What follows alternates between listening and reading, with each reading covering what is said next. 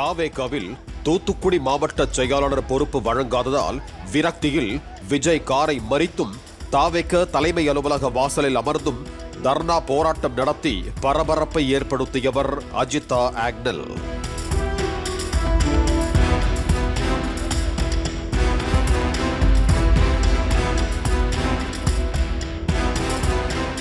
கட்சி தலைமையின் முடிவுக்கு கட்டுப்படாமல் இரவு வரை போராட்டம் நடத்திய அஜிதா ஆக்னல் இறுதி மூச்சிருக்கும் வரை தாவேகாவில் தான் இருப்பேன் என்று கூறிவிட்டு கலைந்து சென்றார்.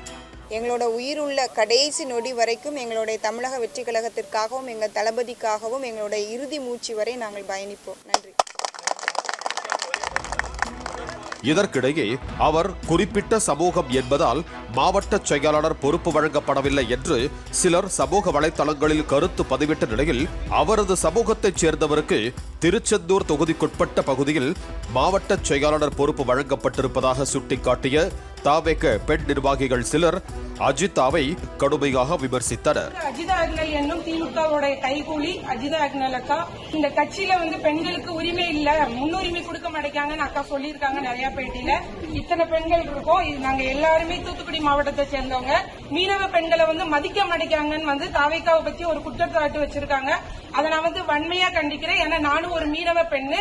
அதனால எனக்கு இங்க ஒரு துணை செயலாளருங்கிற பொறுப்பை கொடுத்து இந்த கழகம் என்ன ஒரு அங்கீகாரம் கொடுத்திருக்கு எனக்கு தூத்துக்குடி மாவட்டத்தில இருந்து. அதனால இந்த நிலையில் சில தினங்களாக சரிவர சாப்பிடாமல் வீட்டில் கவலையுடன் இருந்த அஜிதா வீட்டில் இருந்த தூக்க மாத்திரைகளை எடுத்து சாப்பிட்டதாக கூறப்படுகிறது.